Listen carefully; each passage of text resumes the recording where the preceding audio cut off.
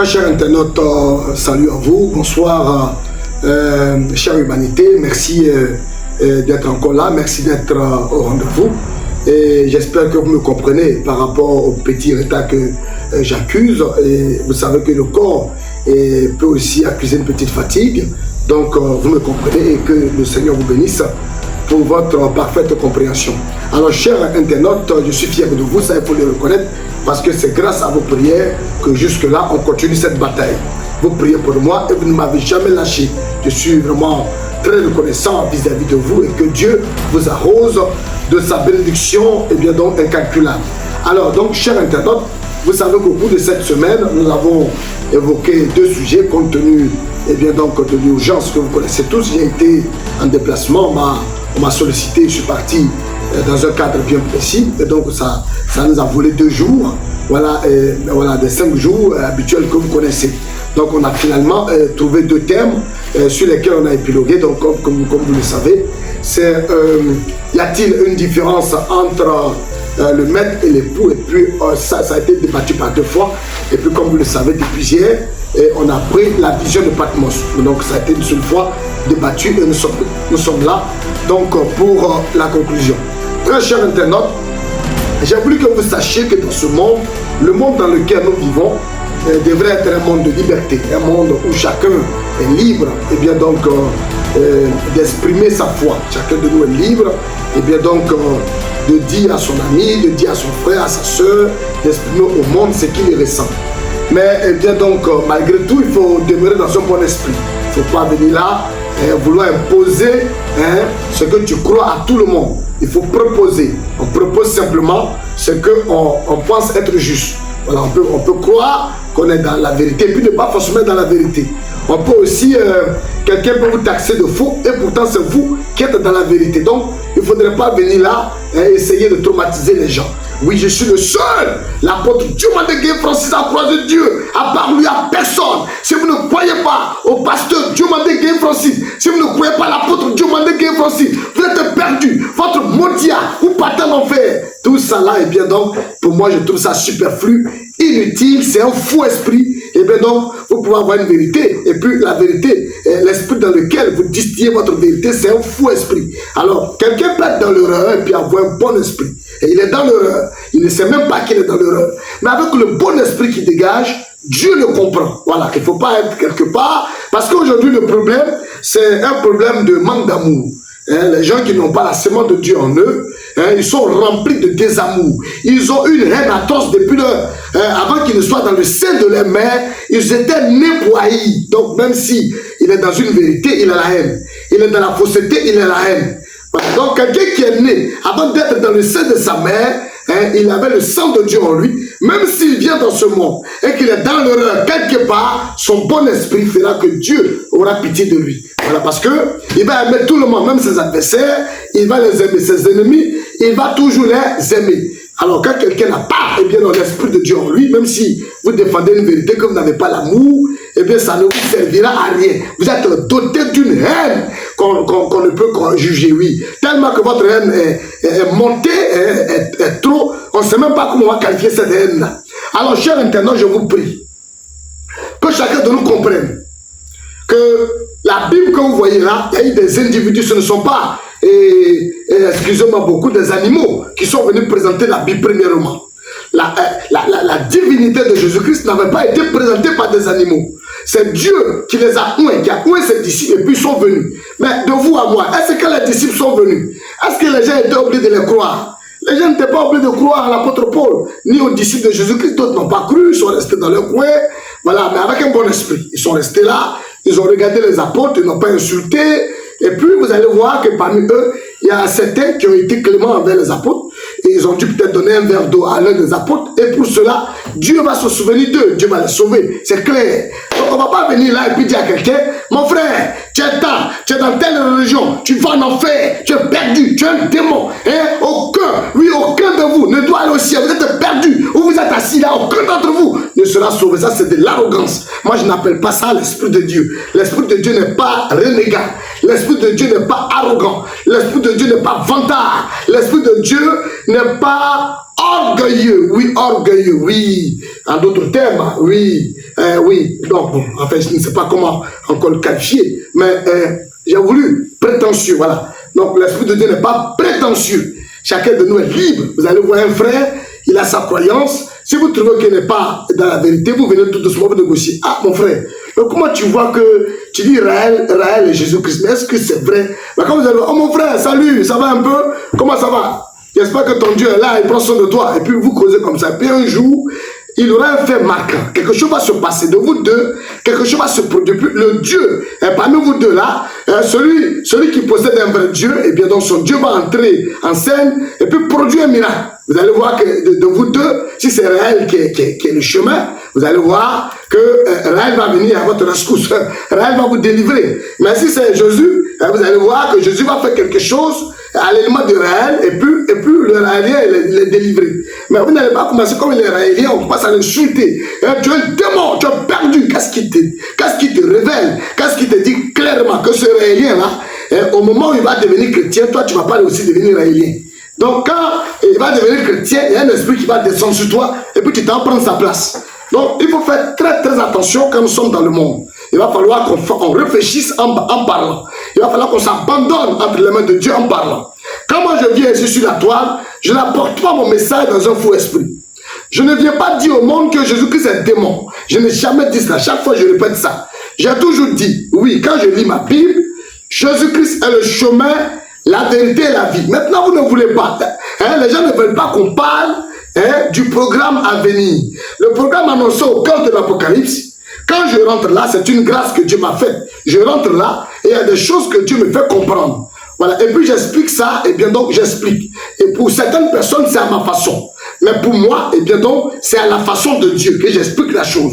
Maintenant, si vous n'êtes pas forcément d'avis, ça ne vous empêche pas de toujours m'aimer. Voilà, il faut toujours me porter dans le cœur. Et il faut toujours prier pour moi. Voilà comment les choses se passent. Parce que quand je viens ici, je ne vais pas dire « Je suis l'apôtre missionnaire Diomandé Gueye Francis. C'est moi que Dieu a croisé. À part moi, il n'y a personne. » Qui a dit ça? Ce n'est pas écrit dans la Bible de cette façon-là. Parce que si Dieu m'envoie, ce n'est pas comme ça que je dois parler. Je dois être humble, je dois m'abandonner entre les mains du Seigneur, et puis, eh bien, j'apporte ma parole tout doucement. Voilà. Le fait même que Dieu me donne la force d'être toujours présent, je bénis son nom. Parce que ce n'est pas évident de parler de lundi, et bien donc au samedi. Ce n'est pas évident. Si Dieu ne vous vient pas en aide, et bien donc, vous allez voir que ça va être difficile. Parce qu'une chose est de parler, mais l'autre est de faire. On dit vos actions crient plus fort que ce que vous dites. Vous êtes en train de bavarder dans le vide. Vous êtes en train de bomber le torse, en train de balancer des paroles. Et bien donc, comme si vous étiez le centre de la terre. Et puis dans la réalité, quand on va vous voir, vous ne valez absolument rien. J'ai voulu que vous sachiez une chose. Les principes de Dieu, eh bien donc, ne sont pas à jouer. On ne joue pas avec les principes de Dieu. Oui, on ne joue pas avec les principes de Dieu. Les principes de Dieu ne sont pas des choses avec lesquelles il faut jouer. Oui, Dieu est un Dieu de principes. Dieu a toujours sauvé le monde sur le principe de la foi. À l'heure où je vous parle, pendant que je suis assis dans mon petit salon, en train de parler de William Branham, il n'y a pas que moi seul dans le monde qui parle de lui. Ça devait déjà interpeller l'humanité tout entière. Voilà notre jeune frère, voilà notre frère ivoirien, qui a commencé et bien donc une œuvre. Il est en train de parler d'un certain William Branham. Mais nous avons remarqué que depuis qu'il a évoqué ce sujet sur la toile, on ne parle que de cet homme. Un homme sur lequel apparaît le trait lumineux, la colonne de feu. Si vous sentez que vous dites que Dieu vous a croisé, que Dieu s'est révélé à vous, et puis vous êtes dans un petit campement, vous vous débrouillez là-bas, vous parlez seulement, et puis il n'y a même pas de signaux, il n'y a pas un signe qui démontre que ce que vous êtes en train de dire, ce que vous êtes en train de dire là, devrait être vrai au point de bousculer le monde. Aujourd'hui, comme je l'ai dit, vous partez sur le fil, sur TikTok, vous partez sur YouTube, vous allez voir William Marion. Au point même que, comment on appelle ça? On a l'impression qu'on ne parle plus de Jésus-Christ. Oui, alors que Jésus-Christ est effectivement le chemin, la vérité et la vie. Et je vous prie, chère humanité, ne faites jamais l'erreur. Parce que le jour qu'un d'entre vous va essayer de s'attaquer à cette histoire de nom nouveau, eh bien donc, il va peut-être paraître comme un gentleman ou un Batman ou un homme, un héros aux yeux du monde, mais il ne saura pas qu'il sera en train de s'attirer l'une des plus grandes malédictions au monde. Oui, je veux te déconseiller. Cet homme qu'on appelle William Marron, s'il n'était rien, son nom allait mourir, on ne parlerait plus de lui. Mais comme il est réellement quelque chose, il s'impose.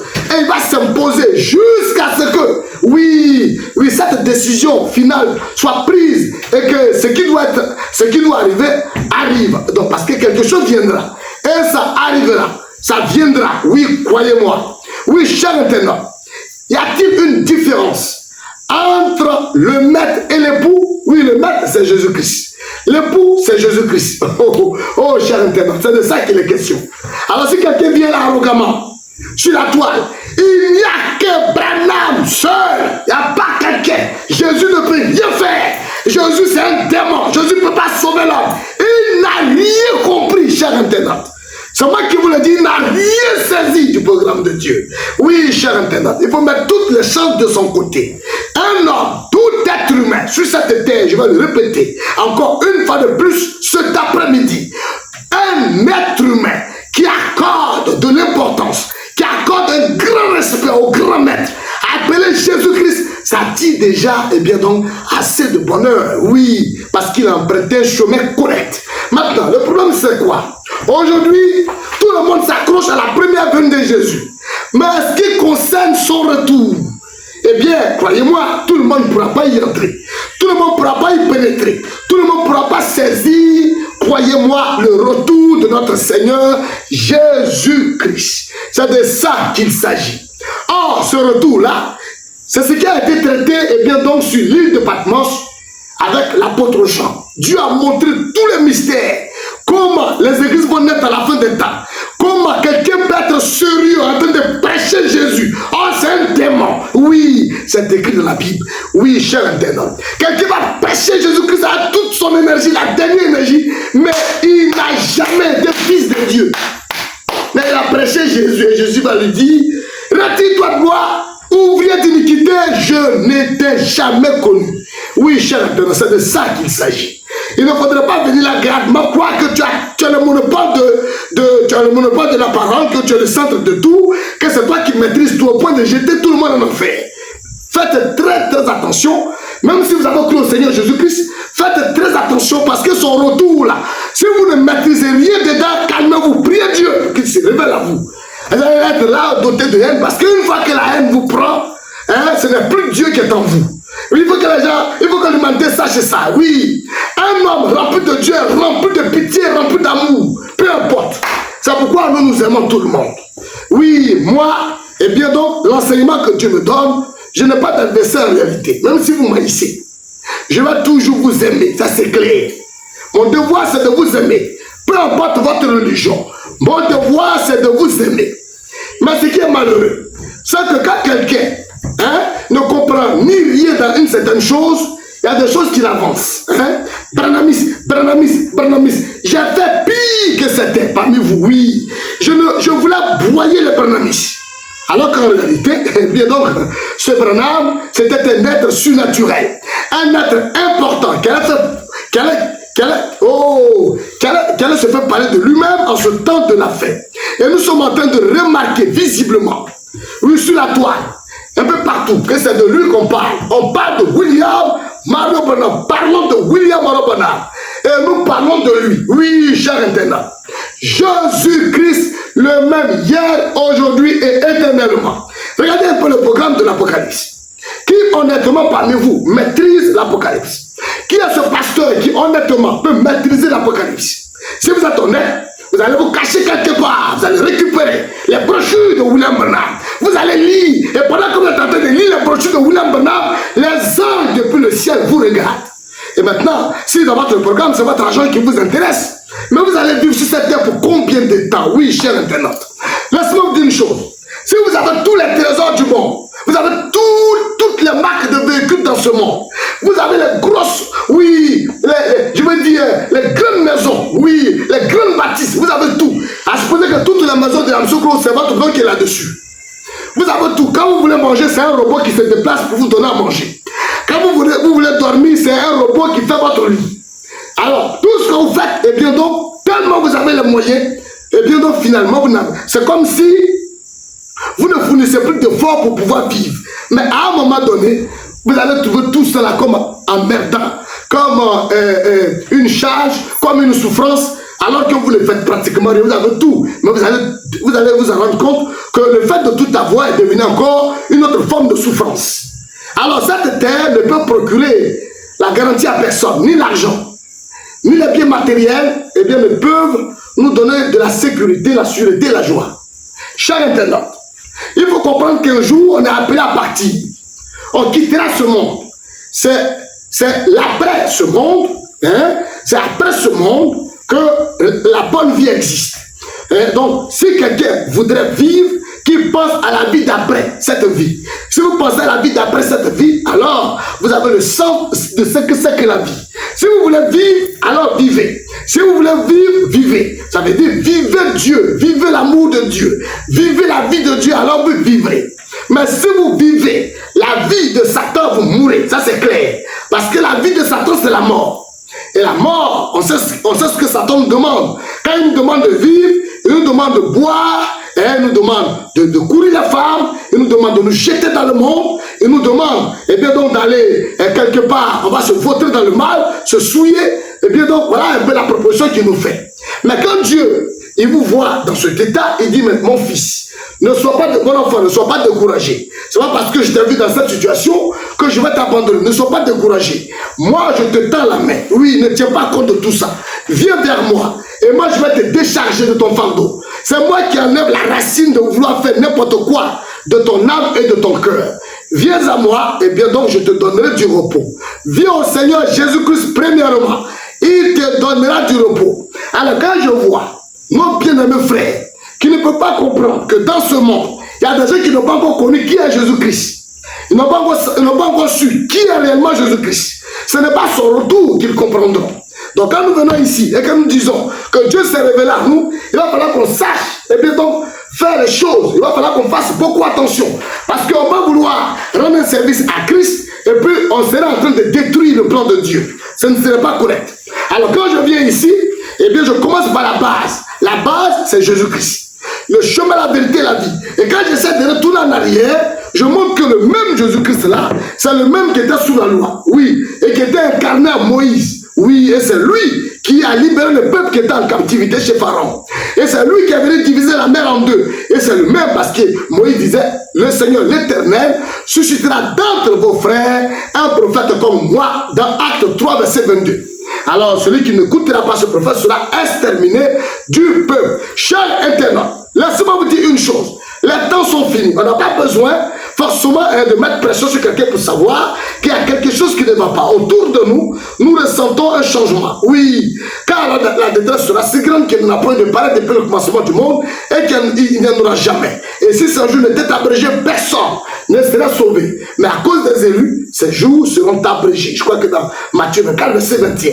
Donc les jours sont abrégés, le temps passe très vite, et bien les gens meurent comme des poulets. Dans le bon vieux temps, quand dans un village, on assistait à une mort, et bien à un mort ou à une mort, il fallait attendre au moins 5 à 10 ans. Mais maintenant, par semaine, on entend que des dizaines, plus de dizaines, plus d'une dizaine, on ne fait que les enterrer. La mort frappe de partout, oui, les gens meurent, les calamités, les maladies, les malaises, oui, les malheurs, oui, les fléaux, nous remarquons toutes ces choses autour de nous. Ça montre que si vous êtes vraiment un fils de Dieu, vous n'avez plus envie de vivre dans ce monde. Ce monde ne procure pas la paix, ce monde ne procure pas la joie, rempli de haine, de jalousie, d'animosité, de critique, de comparaison. Oui, un monde terrible, des tueries sans explication, des tueries sans raison. Oui, la souffrance partout. Oui, un monde terrible, un monde où on devra prier pour fuir. On doit fuir ce monde. Oui, cher internaute. J'ai voulu donc vous dire que dans cette Bible, le grand maître, oui, c'était Jésus-Christ. Il disait, oui, tu m'appelleras mon mari, tu ne m'appelleras plus mon maître. Donc, c'est le même maître. Jésus-Christ, c'est lui qui a dit qu'un jour on va l'appeler époux. Oui. Et quand on parle de l'époux, il vient chercher, et bien il vient rencontrer 10 vierges. Mais ces 10 vierges, il y a 5 qu'il va recevoir, 5 sages seront reçus et les 5 autres vont passer par la tribulation, là où il y a les pleurs et les grincements des dents. Chers internautes, voulez-vous passer par la tribulation? Voulez-vous être enlevé? Dites-le moi. Si vous voulez être sauvé simplement en passant par la tribulation, eh bien, croyez en Jésus-Christ et puis ne cherchez plus à comprendre le reste de son programme. Alors, vous serez sauvés et vous serez surpris quand vous allez vous rendre compte plus tard que l'Antichrist avait déjà étudié aussi Jésus-Christ. Et il vous a fait croire qu'il croit aussi comme vous. Et au dernier moment, il vous dira, celui qui croit au nom nouveau, et qui ne croit pas en Jésus-Christ, regardez un peu la séduction qui va venir. Celui qui croit au nom nouveau, qui ne croit pas en Jésus-Christ seul, eh bien donc doit être tué. Et quand ce moment va arriver, vos yeux vont s'ouvrir. Et vous allez comprendre que, ce que nous étions en train de dire ici avait un sens. Parce qu'aujourd'hui, eh bien donc vous devez comprendre que l'Antichrist croit aussi en Jésus-Christ. C'est clair. On n'a pas cité le nom d'une église. Mais l'Antichrist, c'est ce qui s'oppose à la parole. Ce qui s'oppose à la parole, eh bien, c'est l'Antichrist. Et aujourd'hui, croyez-moi, eh bien donc, l'Antichrist, on essaie de toiser seulement une personne pour dire l'Antichrist est assis quelque part là-bas. Mais l'Antichrist aussi a des enfants, l'Antichrist est là, oui, croyez-moi. Alors, vous ne pouvez pas attaquer l'Antichrist alors que vous êtes son enfant. Si vous êtes un enfant de l'Antichrist, vous allez l'attaquer comment? Puisque tout ce que la parole de Dieu dit ici, là, vous vous attaquez à ça. Quand le Seigneur parle de nom nouveau, ça ne dit rien aux gens. Quand il joue, chacun va chercher son argent. Chacun court ici, chacun court là. Oui. Et aujourd'hui, l'église, comme j'ai l'habitude de le dire, est devenue une affaire d'entrepreneuriat. Oui. L'entrepreneuriat, c'est ça qui est devenu l'affaire des gens. On prend maintenant le nom de Dieu et puis on se bâtit une grande église. Et puis c'est les dîmes et les offrandes. Mais la parole même qui est là n'est pas prêchée. Ce qui est dit dans les promesses, ça ne tient guère aux gens. Absolument rien aux gens. Ça n'intéresse point les gens. Oui, c'est que quand le Seigneur parle de nom nouveau, qu'ils disent que l'Apocalypse, l'Antichrist va venir. Ça marque 666. Oui, Jésus portera un nom nouveau. Sur un caillou blanc. Tout ça là, c'est des bêtises. Oui, quelqu'un se tient au milieu de cette chandelier d'or. Oui, et il tient. Et tout ça. Et bien donc, ce qu'il a démontré à Jean, on s'en fiche de tout ça. Nous, ce qu'on sait, on a cru en Jésus-Christ, ça s'arrête là. Jésus-Christ a promis de revenir là. Il a dit, viens matin, il vient le soir, il vient minuit. Le temps de Noah se reproduit, le temps de Dieu ne se reproduit pas. Nous, on a cru en Jésus-Christ, on a cru en l'ensemble. À part lui, il n'y a plus rien. Mais vous serez surpris, oui, chers frères et sœurs. Jésus-Christ, il sauve. Mais il va enlever quand il revient. En tant qu'époux, il vient pour nous enlever. Et maintenant, quand on arrive dans ce dossier, on demande aux gens d'ouvrir leur cœur pour croire que Jésus-Christ vient bientôt nous enlever avec un nouveau programme. Alors, il y a problème. On se lève et puis on insulte tout le monde. On se plaint, quelqu'un qui est assis quelque part, il comprend, on commence à insulter tout le monde. Alors que la Bible est claire. Maintenant, vous avez remarqué que moi qui suis en Côte d'Ivoire, qui prêche Branham, je ne suis pas le seul. Et vous voyez sur la toile, un message qui circule comme quoi Jésus est un démon. Que Jésus est le diable. Moi, je suis en Côte d'Ivoire, je n'ai jamais cru en ça. Et je ne croirai jamais ça, ni aujourd'hui, ni demain. Je ne suis pas responsable de ce message. Oui, c'est Branham seul qui amène au ciel. C'est Branham seul qui sauve. Vous n'avez rien compris. Même si ce que vous dites est vrai, mais la manière de distiller, c'est faux. Oui, vous avez mal distribué la parole. Vous êtes en train de mal enseigner la parole. C'est Branham seul qui donne la vie. Mais vous êtes en train de donner, vous êtes un zèle amer. On appelle ça le zèle amer. Oui, ce n'est pas un bon esprit, c'est un faux esprit. Ce n'est pas de Dieu, oui. Oui, Branham seul donne la vie. Branham seul lui va donner la vie. Donc à part Branham, personne ne peut aller au ciel. Mais ce n'est pas ce que la Bible dit. Même si c'est que vous dites là, elle est vraie, mais ce n'est pas comme ça que le Seigneur nous demande de prêcher la parole. Je suis vraiment désolé. Branham seul, pas pitié de ceux qui sont quand même assis, qui n'ont pas encore connu d'abord Jésus-Christ. Il y a des gens au monde, ils n'ont même pas encore su que Jésus est Dieu. Il faut les enseigner ça d'abord. Maintenant, le nouveau programme, ils ne sont pas obligés forcément de comprendre. S'ils n'ont pas été prédestinés, ils n'ont pas été élus, oui, pour aller dans ce dossier, là, il faut les laisser tranquilles. Il y a des gens qui ont un bon esprit. Là, Dieu, c'est qui? C'est Jésus-Christ. Si il a cru en Jésus qui n'a pas adoré un faux Dieu, il adore le véritable Dieu, au contraire.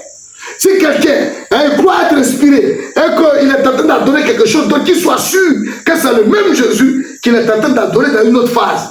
Oui, c'est ça le problème. Parce que quand Jésus-Christ arrive en tant que maître, il se fait adorer. Quand il est en tant qu'époux, il se fait adorer. Donc quand il est en train de se faire adorer en tant qu'époux, celui qui est en train, qui continue d'adorer en tant que maître, il faut rester tranquille. Il faut respecter celui-là qui est aussi en train d'adorer le même Jésus en tant qu'époux. Oui, dans tous les cas, c'est l'esprit qui est derrière là qui marque la différence. le bon esprit, et bien donc il ne condamne pas les gens. Il ne jette pas les gens en enfer. Donc si vous adorez Jésus-Christ, et que vous écoutez quelqu'un vous parler du même Jésus avec un nom nouveau, observez bien avant de dire quoi que ce soit. Ne venez pas là pour parler précipitamment. Restez calme, vous l'écoutez. Prenez votre temps pour écouter au moins quelqu'un un jour. Suivez quelqu'un de près, écoutez-le. Quand vous aurez fini de l'écouter, vous pouvez diagnostiquer pour dire, ah, ce que le monsieur dit là, ça a l'air vrai. Puis vous commencez à prier. Vous commencez à prier, Dieu va vous aider. Parce que si ce que le monsieur est en train de dire est vrai, et que vous avez été humble, vous avez été poli, vous étiez en train de prier, le ciel sait que vous étiez dans cet état. Vous avez fait preuve d'humilité, vous avez prié pour lui et tout ça. Le Seigneur se souviendra de vous. Mais si vous adorez Jésus-Christ et puis vous venez là, Jésus-Christ seul, Branham c'est le diable, Branham ne veut pas Dieu, Branham c'est l'enfer, Branham c'est le démon. C'est la preuve que toi-même qui es en train de parler là, Dieu n'est pas en toi. Même si tu adores Jésus-Christ, c'est bien donc tu es dans l'erreur. Parce que Dieu t'a pas révélé que c'est le même. C'est comme si par exemple, excusez-moi beaucoup, vous êtes une femme, et puis vous trouvez un monsieur dans la rue en détresse. Plutôt que de l'aider, vous l'humiliez très bien. Oh, c'est son fils que vous voulez marier. Vous l'humiliez et puis vous rentrez dans votre cité ou bien dans votre hacienda. Et le vieux va aussi rentrer dans l'hacienda. Il arrive là pour venir rendre visite à son fils. Vous êtes tellement prétentieux, vous croyez que c'est vous qui avez le monopole de tout. Le vieux rentre là et vient et puis vous découvrez avec son fils. Il sera étonné. La première des choses qu'il va demander à son fils, il va dire, mais quelle est cette femme? La femme là, où est-ce que vous la connaissez? Et son fils va lui dire, c'est ma chérie dont je te parle là, que j'ai voulu te montrer là. Le monsieur dit là, c'est pas une bonne femme. Que voilà ce qu'elle vient de me faire, voilà ce qu'elle vient de... Et immédiatement, vous serez renvoyé. Dans le domaine spirituel, c'est ça aussi. Oui, quand quelqu'un vient là, vous voyez Branham, et puis vous commencez, même si vous croyez en Jésus-Christ, vous aimez Jésus-Christ de tout votre cœur. Mais c'est Jésus-Christ qui a envoyé Branham. Maintenant, toi, tu insultes Branham bien.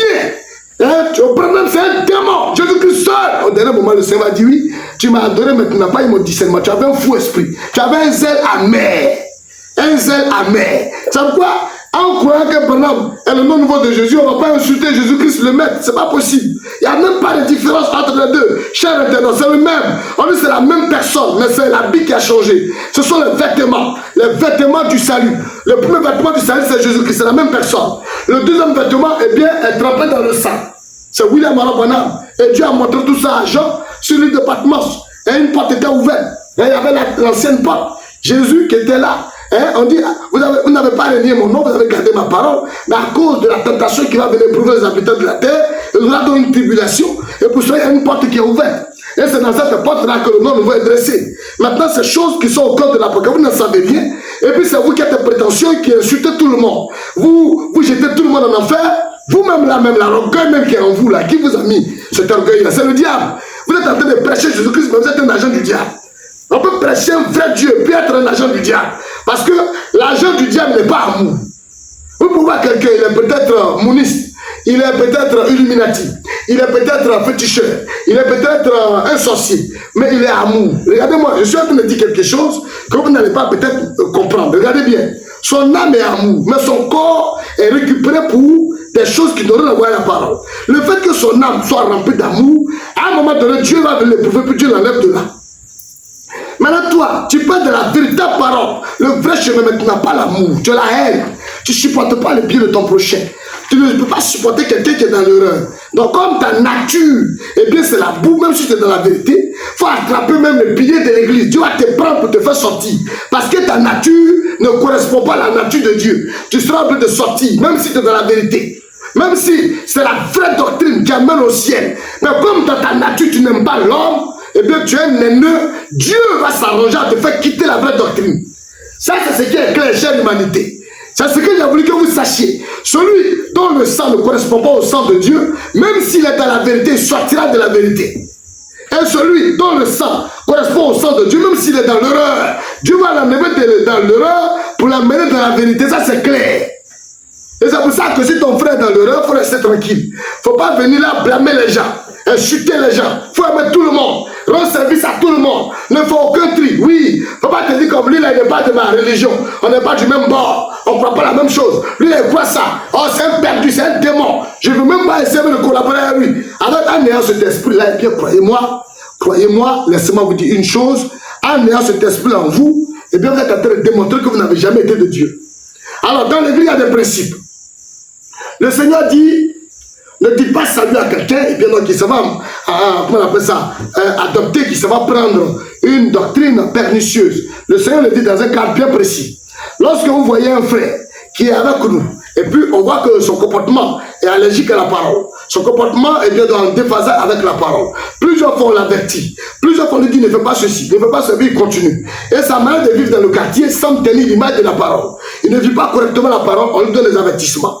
Et la Bible ici, il continue, et bien donc pour la sauvegarde de son âme, livrer son corps à Satan. Pour la destruction de la chair et de sa chair et pour la sauvegarde de son âme. Donc, on livre même à Satan quelqu'un qui a le Saint-Esprit, quelqu'un qui a Dieu en lui, et c'est lui qu'on livre à Satan. Et puis on essaie de le priver et de notre chaleur. Ça ne veut pas dire qu'on ne l'aime pas. Oui, on peut nous saluer, on va répondre. Mais on ne peut plus collaborer ensemble, parlant de Dieu et vivre ensemble. On le gâte un peu de l'église. Mais on peut le dire, ah frère, salut, et puis on continue notre chemin. On essaie de le priver. Mais quand on dit ne dit pas salut, on va plus venir épiloguer sur les choses de Dieu ensemble à l'église. Non, on ne pourra plus s'asseoir pour échanger. Donc on va le priver un peu de cette chaleur-là. Et puis s'il est de Dieu, et bien quand il va sentir cette pression, soit il revient pour se mettre en main, ou s'il continue orgueilleusement, Dieu détruit sa chair pour la sauvegarde de son âme. C'est des choses qui sont écrites dans la Bible. Quand quelqu'un, un prédicateur, a une mauvaise interprétation de ces choses-là, et bien donc on applique ça dans la chair. On dit ne dis pas salut. Ne dis pas salut, finalement ça devient de la haine. Ce n'est pas correct. Alors, chers internautes, j'ai voulu que vous sachiez que là où nous sommes, et bien donc, le salut est proclamé du côté des Juifs avec le corps de Jésus-Christ qui est le maître. Le salut est proclamé du côté des nations, du côté occidental, avec un autre corps que j'appelle William Marobona. C'est vraiment, ça a l'air blessant. Parce que quand nous prêchons la parole, ce que nous avons dit hier, si quelqu'un arrive aujourd'hui qu'il n'a pas écouté pour hier, quand il vient écouter aujourd'hui, si je me dis que je suis en train de faire une conclusion, il devrait aller voir le dossier d'hier avant de venir juger le dossier d'aujourd'hui. Mais si il ne va pas voir le dossier d'hier et qu'il joue le dossier d'aujourd'hui, c'est par ignorance qu'il est en train de le faire. Je crois que Dieu peut l'aider à comprendre. Là, nous faisons très attention. Premièrement, il faut reconnaître dans le monde que Jésus-Christ est le chemin, la vérité et la vie, comme le dit dans 1 Jean 5, verset 20.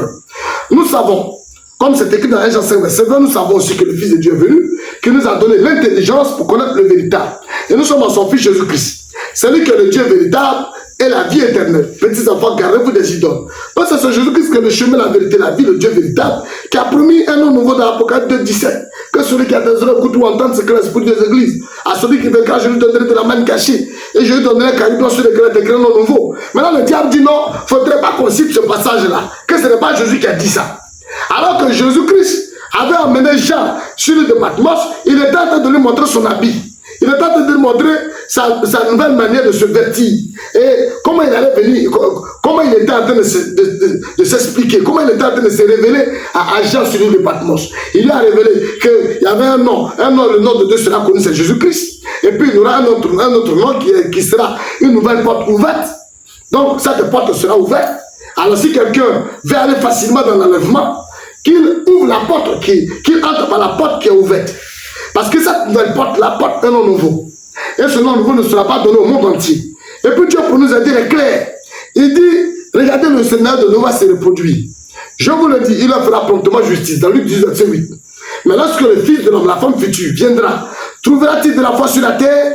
Donc Jésus-Christ va revenir dans ce monde en tant qu'un homme, et puis beaucoup ne vont pas croire. Mais si vous n'avez pas été arrogant, vous n'avez pas été un homme sans amour, et que vous êtes resté dans votre coin tranquille, vous avez vu un monsieur qui prêche toute la semaine, il parle, hein, et puis vous êtes là, vous êtes calme, vous le regardez, vous priez dans votre cœur, vous ne dites rien. S'il est dans l'erreur, vous n'avez pas perdu. S'il est dans la vérité, vous n'avez pas perdu, parce que vous avez été poli. Vous n'êtes pas venu pour l'insulter, parce que lui-même ne vous a pas insulté. Donc vous ne pouvez pas venir, ah, il a pas sa tête à ce bonhomme, c'est un menteur.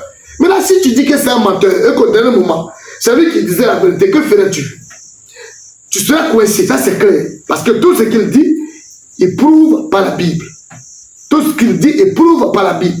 Vous qui êtes dans le message de l'heure, quand j'ai pris Hébreux 6, verset 19 à 20, vous n'avez pas comme si vous ne l'avez pas vu.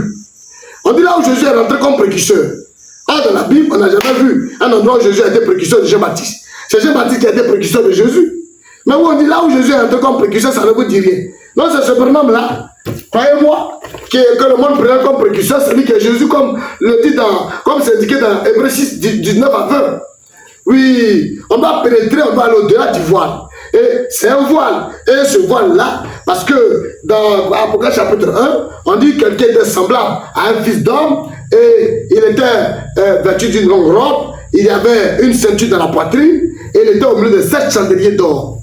Donc, la tige principale, c'est Christ. Et on voit cette haie de l'église, on commence par Éphèse, ça se termine à la Odyssée. Et on voit que Paul est le premier messager. Maintenant, le dernier messager, on voit que lui, il vient, il a 2 messages à donner. Donc, Branham est au bout là-bas comme le précurseur. Donc, regardez bien, Paul est ici, maintenant Branham apparaît au 7e.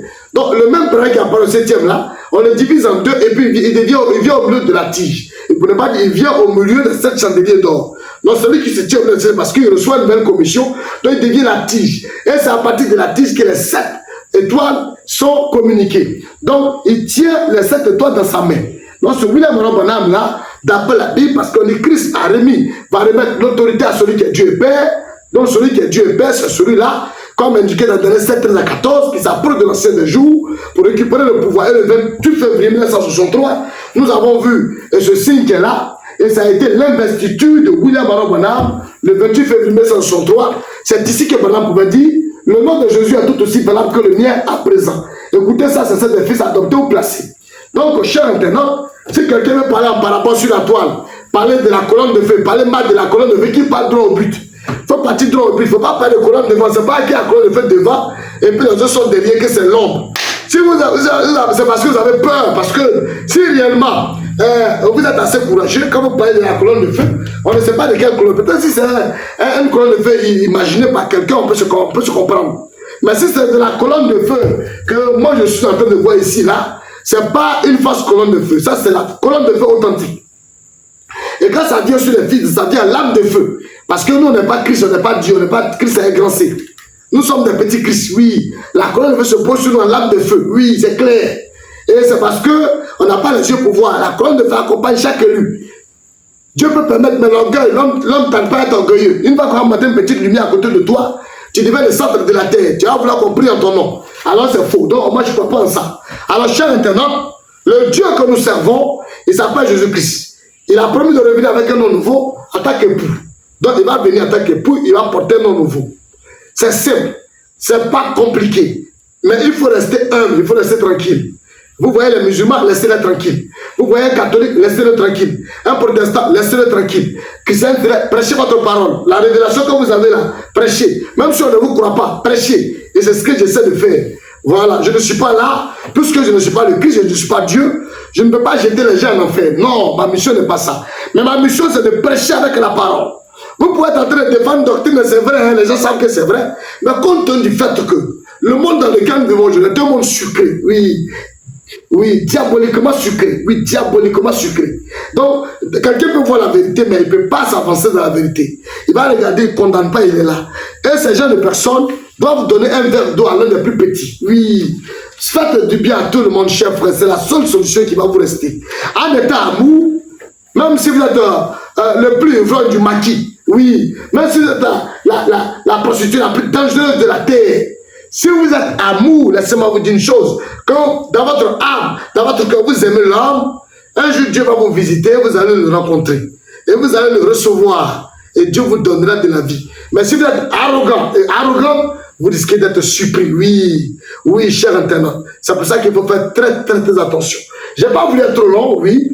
Entre le maître et l'époux, il n'y a pas de différence. Jésus-Christ, le maître, c'est lui qui devient époux en portant un nom nouveau, comme on appelle William Branham. Donc, celui qui attaque Jésus est en train d'attaquer Branham. Celui qui attaque Branham est en train d'attaquer Jésus-Christ. Oui, c'est à ce stade-là que nous sommes, oui, que chacun de nous doit comprendre. Donc, faites très attention. Beaucoup seront surpris au ciel à cause de leur arrogance. Oui, à cause de l'orgueil qui habite. D'abord, vous ne maîtrisez rien de la Bible. C'est vous qui parlez arrogamment. Vous voyez, c'est difficile. Quelqu'un comprend rien. Vous avez dit de présenter son Dieu, bibliquement parler. Il ne peut même pas piquer. Il ne peut même pas le faire. Mais celui qui va venir bavader pour insulter les gens, les jeter en enfer. Quand moi je viens ici, vous voyez que je prends la Bible et puis j'explique. Je prends ces et puis c'est des versets qui sont clairs. Il C'est pas quelque chose de tordu, c'est clair. Il faut être méchant pour ne pas reconnaître que ce que j'ai dit ici, là, c'est la parole. Alors donc, chers internautes, c'était ça. Je n'ai pas voulu être trop long. C'était une conclusion des 2 messages qui ont été évoqués au cours de la semaine. J'attire votre attention sur le fait qu'il n'y a pas de différence entre le maître et l'époux. Et puis, la vision de Patmos, Dieu a montré tout le programme de la fin des temps. L'église de la fin des temps, la première église, tout Dieu a montré à Jean. Voilà comment, maintenant cette personne qui parlait à Jean, et bien donc quand on prend les brochures, on révèle que c'est Branham qui est en train de parler à Jean. Oui, et il a montré beaucoup de choses. Oui, à Jean, le nom nouveau, l'antichrist, et tout ce programme a été révélé à Jean. Et Jean a été balancé sur l'île de Patmos parce qu'il a été traité de sorcier. Il fut bouilli pendant 24 heures. Ils ont dit qu'il a ensorcelé la Grèce. Au point que la Grèce n'a pas été, comment on appelle ça, capable de le brûler, voilà, de le consommer et tout ça. Donc, par haine, ils l'ont déposé là où se trouvaient les animaux féroces. Donc, de l'an 95 à l'an 96, il a passé 2 ans, et Dieu a profité de ces 2 ans pour lui expliquer les choses à venir, et bien donc, concernant la fin des temps. Donc aujourd'hui, à la fin des temps, comment les pasteurs vont venir, comment il y aura de faux prophètes. Aujourd'hui, cette histoire de Dieu, si vous prenez un bic et puis une feuille, et vous êtes au moins 5, vous dites, bon voilà comment on va faire. On a fait, mon ami. Dieu vous voit là-bas, il vous voit clairement. Vous n'êtes pas des hommes de Dieu. Vous étiez des hommes d'affaires, et vous êtes venus dans le. Il y a des gens aussi qui ont été appelés sincèrement. Ils prêchent Jésus-Christ sincèrement. Et le plus honnêtement possible, Dieu aussi les connaît. Mais si vous avez fait votre organigramme, toi tu seras diacre, toi tu seras pasteur, évangéliste, on sera payé quand l'argent va rentrer. Allez mobiliser les gens, faites rentrer les jeunes filles qui sont très belles là, quand vous rentrez, beaucoup d'hommes vont rentrer. Quand vous faites ça, et bien donc, ne pensez pas que c'est à Dieu, vous faites ça. Vous êtes en train de vous tromper vous-même. Vous trompez vous-même, ça c'est ce qui est clair. Et aujourd'hui sur cette terre, c'est comme ça que beaucoup évoluent dans les églises aujourd'hui. Et il y a un taximètre qui avait pris un pasteur et sa femme, et il était en train de les conduire quelque part, et puis il regarde dans le rétroviseur, le pasteur et sa femme étaient heureux, il dit, ya chérie, aujourd'hui on a eu beaucoup d'argent. Les 4, on a commencé à gagner par 600 000 francs. Et le taximètre a remis la tête pour dire, regardez-moi des bêtises comme ça. Ouais. Donc aujourd'hui, l'œuvre de Dieu, c'est une affaire d'argent. Non, aujourd'hui, les gens ne veulent même pas qu'on rentre dans la vérité, les promesses de Dieu, parce qu'ils trouvent que ça gâte leur pain. Et d'autres même de faux projets envers leur prochain. Et des pasteurs qui vont vouloir empoisonner d'autres pasteurs, parce qu'ils trouvent que lui, son église, là-bas, ça bouge, donc il faut le détruire. Et ces autres esprits-là, ça est sur la terre aujourd'hui partout.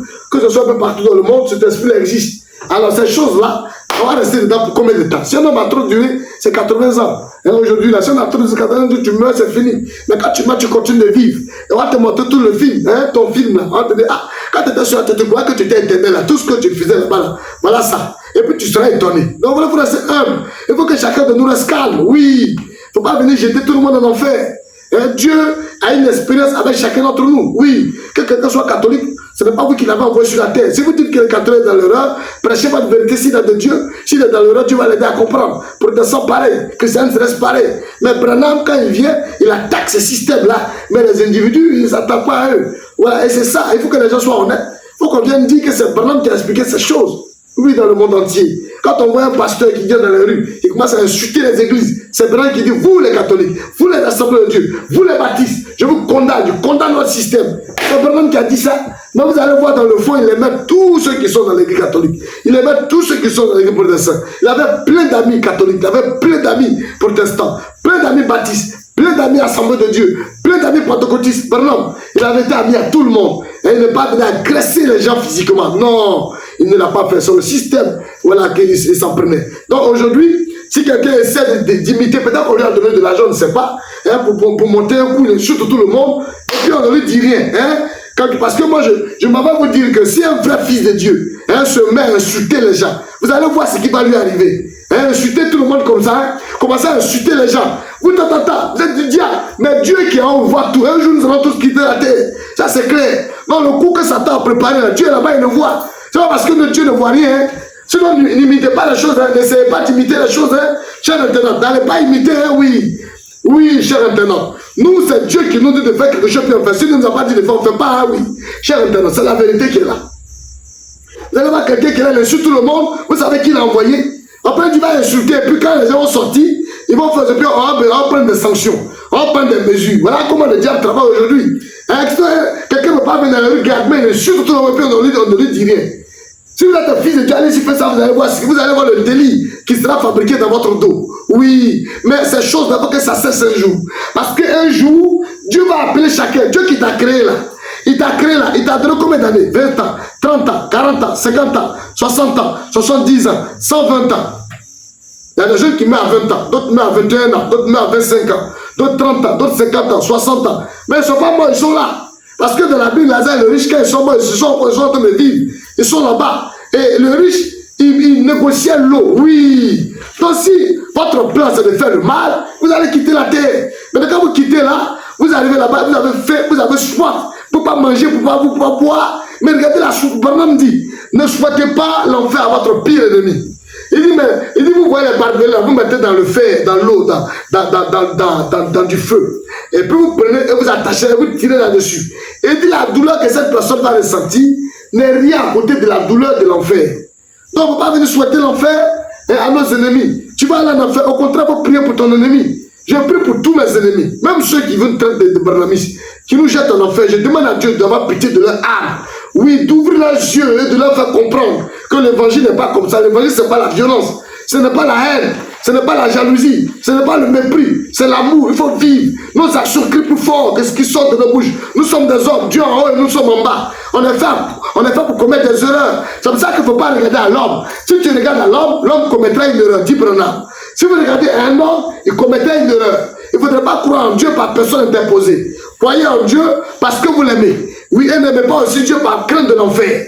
Parce que tous ceux, excusez-moi beaucoup, qui ont aimé Dieu par crainte de l'enfer, je m'en vais vous dire qu'aujourd'hui, beaucoup vont le regretter. Vous aimez Dieu par crainte de l'enfer, tout simplement parce que vous avez peur d'aller en enfer, donc vous partez à l'église. Alors, si vous partez à l'église, si vous croyez en Dieu par crainte de l'enfer, croyez-moi, et bien donc vous allez avoir peur de lire la Bible. Et les informations qui vont sortir de la Bible, eh bien, ne vont pas vous intéresser. Les informations qui vont sortir de la Bible ne vont pas vous intéresser. Donc, franchement, je vous prie d'ouvrir réellement vos cœurs. Cette parole que je vous apporte, ce n'est pas une parole d'agression. Ce n'est pas une parole d'impolitesse. Ce n'est pas une parole de manque d'amour. C'est quelque chose que je propose, bibliquement parlant. Et je vous donne le temps d'examiner et de prier aussi pour moi. Oui, ne soyez pas aigris contre moi. Si vous ne m'avez pas encore compris, priez tout doucement pour moi. Je vous en prie, chère humanité. Quand Dieu vous a révélé quelque chose, vous savez que c'est vrai, vous ne tenez pas compte des injures. Vous ne tenez pas compte des réprimandes. Oui, de tout ce que chacun pourrait penser de vous. Mais vous manifestez seulement de l'amour envers vos prochains. Et c'est ce que j'essaie de faire. Alors, le nom nouveau est fixé dans la Bible. Même si le diable veut pas qu'on en parle, vous êtes tous à le corps, beaucoup parmi vous sont des intellectuels. Vous savez que les versets que je cite, j'emprunte ça de la Bible. Je tisse ça de la Bible. Et le temps de Noé, vous savez que je cite aussi la Bible. Et le temps qu'on dit le temps de Noé se reproduit, nous sommes tous conscients qu'au temps de Noé, il y a une minorité. Donc si le Seigneur dit que le même scénario va se reproduire, ça veut dire qu'il y a un message qui ne sera pas considéré. Ça c'est clair. Donc je vous en prie, ouvrez vos cœurs et ayez le discernement. Et le discernement pour diagnostiquer les choses. Pour voir si ce que j'apporte ici est de Dieu ou ça ne pas de Dieu. N'allez pas vite en besoin pour condamner. Je vous ai dit que Dieu a pris 3 lettres de son nom pour donner à Abraham ce qui a débouché sur Abraham. Il n'a pas dit Abramus, parce que Jésus allait servir et bien d'expiation. Donc, selon la loi de Deutéronome, quand un homme meurt à un bois, il devient malédiction. Donc, quand Jésus a pris la malédiction, le ciel ne pouvait pas prendre le US pour aller coller à Abraham pour dire Abramus. Parce que ce n'est pas un nom éternel. Ce nom-là allait prendre fin à un moment donné.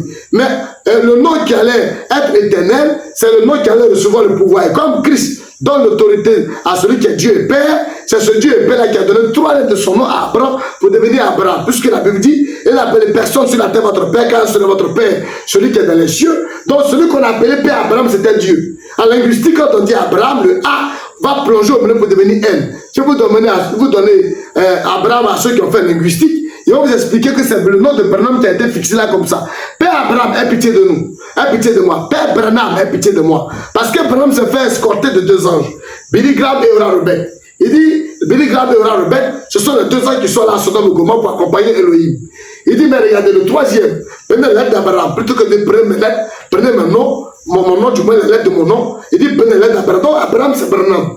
C'est ce que j'ai voulu que le monde entier sache. Mais donc, le maître et l'époux, il n'y a pas de différence. Maintenant, l'île de Patmos, tout le mystère qui est révélé là-bas, c'est ça que j'ai en vue. Et le nom nouveau, le retour de Jésus, une nouvelle porte qui est ouverte, et tout ça. L'Antichrist, les grandes eaux, et les peuples, tout ça. L'Antichrist qui va mettre sur le front, petit, enfant et grand, la marque de la bête 666. Voilà, donc, ceux qui ne vont pas vouloir l'adorer, eh bien, donc, seront tous tués. Les 54 000 aussi également, qui vont recevoir deux noms, le nom du Père et le nom de l'agneau sur leur front. Tous ces mystères étaient révélés dans l'Apocalypse, et ces choses-là, Dieu est en train de révéler à Jean sur l'île de Patmos. Que Christ à venir va s'habiller de façon moderne comme nous, il va porter une veste, il va porter une cravate, c'est lui qui sera au milieu de 7 chandeliers d'or. Il n'a pas toutes ces choses-là. Jean a vu toutes ces choses, ces merveilles-là. Donc, chers internautes, il ne comprenait pas bien le fond de cette histoire. Et Paul pouvait voir que celui qui avait sonné de la trompette, c'était Christ lui-même. Donc, comme indiqué dans Apocalypse 10, verset 1 à 7, que c'est Christ qui descend lui-même pour sonner le 7e ange, c'est celui qui sonne la trompette. Donc, c'est William Branham qui est Christ, qui descend lui-même pour annoncer la nouvelle. Oui, et c'est autour de lui qu'on nous demande de nous rassembler. Donc, nous sommes autour de lui, et bien nous écoutons la voix de Dieu en ce temps de la fin. Très cher internaute, et c'est parrainé par le propre Fils de Dieu de la chair, appelé Joseph Branham, et bien c'est lui qui parraine la rencontre. Et demain, nous allons écouter l'âge d'Éphèse, voilà donc le premier âge, dont Jean sera le pasteur. Donc demain, on parlera de cela, oui. Demain, on va écouter cette bande, et puis on va suivre une suite logique, jusqu'à tomber dans l'âge de la Odyssée. Oui, on va étudier, et avec les exposés de cette âge de l'Église, on partira. Oui, on verra beaucoup de choses. Très chers internautes, je vous en prie, eh bien, d'ouvrir vos cœurs, d'être poli, d'être humble, de ne pas être agressif, de ne pas être renégat, rempli d'impolitesse, de manque d'amour, hein, condamné à parler arrogamment, sans amour, même si ton frère est dans l'erreur, il faut l'aimer un jour. Judas même là, qui était dans l'erreur, qui devait aller à la perdition, Jésus l'a appelé mon ami, il l'a attrapé comme ça. Quand on apprend à ressembler un jour au Seigneur Jésus-Christ, quand on essaie de lui ressembler, ça sera bon. Mais des croyants modernes aujourd'hui qui sont remplis de haine, alors, vous voyez votre frère, vous trouvez qu'il est dans vous, vous l'insultez copieusement. Moi, je suis contre cela, ce n'est pas la parole. Voilà, donc, eh bien, donc, vous pouvez être dans une cour avec un musulman. Si vous prétendez être fils de Dieu, quand le musulman vous donne un peu de baka, lors de ses carèmes, hein, lors de la fête de Tabaski, tu donnes un peu de viande, tu manges, et tout ça, il n'était pas venu te donner sa viande. Hein, si tu es un frère élu, le fait de t'avoir donné viande, tu vas se souvenir de lui. C'est clair parce que le Seigneur dira, quand vous étiez en train de fêter, vous avez offert de la viande. C'est à moi que vous avez offert ça. Donc, qu'est-ce que vous avez dit? Donc, c'est pour dire que dans la vie, si aussi vous aimez les musulmans, c'est une façon de parler. Voilà. C'est pas que je doute de ce que je crois. Mais si c'est le musulman qui demande la vérité, et que vous avez porté le musulman dans le cœur, et que vous n'avez pas été agressif vis-à-vis de lui, le fait de l'avoir aimé, un jour, Dieu aussi se souviendra de toi pour dire, ah, le musulman était mon fils, et quand tu étais dans le quartier, tu l'as aimé tellement que c'est à moi que tu as fait ça. Et Dieu va te donner la vie éternelle. Que d'être impoli, agressif, prêcher un message d'agression. Hein, quelqu'un même peut être un véritable païen, comme on peut le dire, et piâtre de Dieu. Il n'a jamais foulé la peau de ses pieds à l'église depuis qu'il est né, mais le sang de Dieu est en lui. Et Dieu va le visiter dans son lieu de service. Il va le recevoir. Et puis toi, tu as dit que comme il n'a jamais mis les pieds à l'église, et qu'on le voit au ciel, Seigneur, retourne-le en enfer. Alors ce n'est pas vous qui avez créé le ciel et la terre, ce n'est pas vous qui avez créé le monde, ce n'est pas vous qui avez fabriqué les êtres humains. Donc vous n'avez pas le droit de jeter quelqu'un en enfer. Donc chers internautes, chers frères et sœurs, c'était la conclusion. Et bien donc des deux thèmes qui ont été évoqués au cours de la semaine.